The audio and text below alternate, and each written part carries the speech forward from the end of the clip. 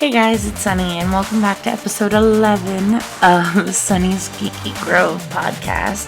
Before we jump into it, I want to please encourage you to smash the like button and click subscribe if you want to see more videos like this, and ring the bell if you want to get notified of every time that I post. I post every Tuesday at 4 p.m. Eastern, an episode of the podcast, and every Frightening Friday, I post a creepypasta narration at 4 p.m. Eastern as well.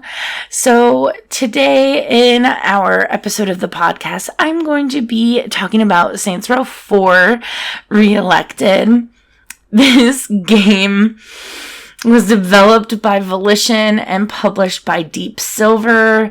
It was originally released on the PS3 and on the 360, and it was released in 2013. 2 years later, in 2015, it was ported to the PS4 and Xbox One, and it is an open world game where you play as the leader of the Third Street Saints, and you essentially become the president of the United States, and you get superpowers after being abducted by aliens.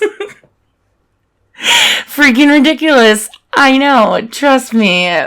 This is not the first Saints Row game that I played. I actually played the third one first. I think it was Games with Gold on the 360 a long time ago. And I think Saints Row 4 was also a Games with Gold when I had the Xbox One, or after I got that or whatever. But it was, oh my gosh, amazing and ridiculous. The best way I can explain it or describe it, if you've never played it before, is like a super ridiculous GTA. And it's one of those games where the missions and the main storyline don't feel as limiting and closed off as GTA do. I've played GTA 3 and San Andreas, I think. And I tried to play GTA 5 and I did not like it. I played about 2 hours of it and it was boring. I know, come at me, bro, but I did not enjoy it at all. But,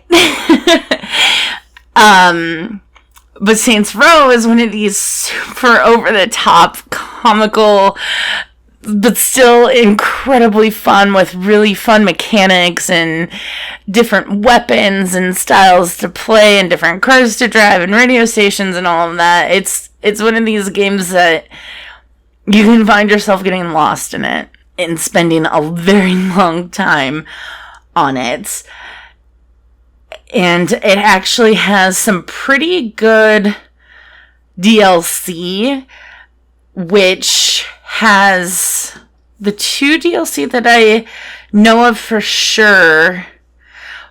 I think they're the only two, is Enter the Dominatrix and then How the Saints Saved Christmas, which again introduced some great like clothing items, great weapons, and new missions and stuff that you could play, and then just some new mechanics.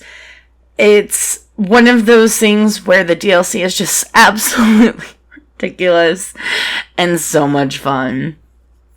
But back to the main storyline. You are the president of the United States. You can play as a male or a female. And you basically, the world gets invaded by aliens and you get abducted. And you find out after a while that you are in a simulation. And that's how you have all these superpowers. You can run really fast and jump and really high and fly eventually, use telekinesis and like ground stomp and freeze thing. Oh my gosh, it's so much fun. Just the different types of additional things that you can do that make it fanciful but not out of the possibility of like a normal game. Like it fits. It functions so well. And I'm not sure if it's just because I enjoy having fun, and this game does not take itself too seriously. It makes jokes. It has a freaking 8-foot dildo bat. I mean, come on, like, what kind of game has that? You know, a serious game? No, a parody type game, but it's just so much fun, and I mean, I can see why it was briefly banned in Australia. It has been noted that it doesn't really have a lot of challenge in it, that it's not a very challenging game, that it's all fairly easy, and I can see that. The main quest line's very easy, you know, you fight them, and you move along, you rescue your people, you save the remaining inhabitants of Earth, and it's not really hard. They do have missions, like they have mayhem missions where you have to cause X amount of damage, and on every single mission you can bronze, silver, or gold it, and some of them are really hard to actually get gold and to gild those missions. I feel like if you're doing it by yourself, it's pretty hard. There's also collectibles throughout the world.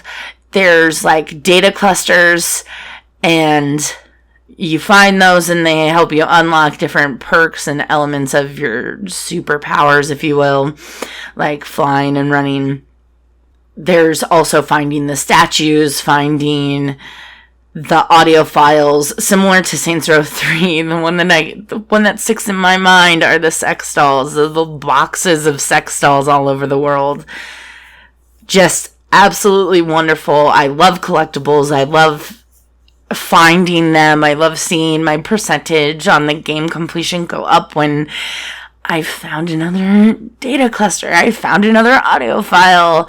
I found another letter to Santa. They're things that I enjoy as far as my gaming style. I love hunting those collectibles, getting them, achievement hunting, so getting all of X amount of, or X type of collectibles will ping an achievement, and it'll pop, and that's just so wonderful. It's so lovely. There's also certain achievements for killing X amount of people with, you know, like the dubstep gun or the rocket launcher, and those different types of guns that are new to the game that are so much fun. In the gameplay towards the end, I use the dubstep gun, and you can see that it's so lovely, and you can almost fully customize your character, male or female. I've played as both because there's an achievement to play as an hour as a male and an hour as a female, so I've done both. In this one, obviously, I stick with the female, and that's what I am at. I'm at 94% in this game. I've fully explored the map. I think there are two instances in this gameplay footage that I actually fully explore them, and I have all of the data clusters, all of the audio files. I have almost 100% of the collectibles. In general, the 6% that I'm lacking are for some of the Santa missions and some of the like co-op head-to-head missions that it's kind of hard to find somebody else to play with. I think on my friends list I have maybe 4 people that play it, but like they don't anymore because it's very old. So one of the main things that I want to try is actually 100%ing the game. I've had the game for a very long time. You know, when it came out as Games with Gold, I'm pretty sure, I don't think I bought it. I don't think so. I'm pretty, well, unless I did, because, you know, I can't remember. It doesn't matter. But I do also have Saints Row Gat Out of Hell, where you play as Johnny Gat when he's in hell. And I loved the character, and I loved the concept, but oh boy, I did not like the controls. The mechanics were really weird. It was hard to kind of fly. If they would have just had the exact same controls as they did in Saints Row 4, it would have been easier, because it just didn't feel fluid. It's basically an epilogue, so it should be the same controls. Like, I don't understand. And I have not played very much of it, even though I enjoy the character and I want to, know more. I just could not really get into the controls, and I wasn't having fun. I was getting very frustrated, so I just kind of, stopped. It does have a lot of great characters. Kenzie is my absolute favorite. I love Kenzie. I ship her and the president so hard, and I want them together forever. They are best friends, and they should be together, and I love them so much. I love Kenzie. That's my girl. Obviously, I love Shaundi too, and, the vice president, and Matt. Matt Miller was, he was the actor, and he became employed by MI6. He was with Asha. Anyway, he was Nightwing, wasn't he? It doesn't matter. So I do highly recommend it. You can get it from a lot of places. It looks like it's still available for the Xbox One for $10 to $30, depending on where you buy it from. You can get it for the PS4 for about the same price. It looks like they mainly go for about $30. And wow, there is the Japan version for $64.91 from 10 plus stores. So don't do that. But oh, and you can also get it from GameStop in a double pack with a Metro Redo. Or Metro Redux. It's all dependent on how it's actually said. But there is a double pack, the Saints Row 4 plus DLC Gat Out of Hell, new for Xbox One for $29.11 on eBay.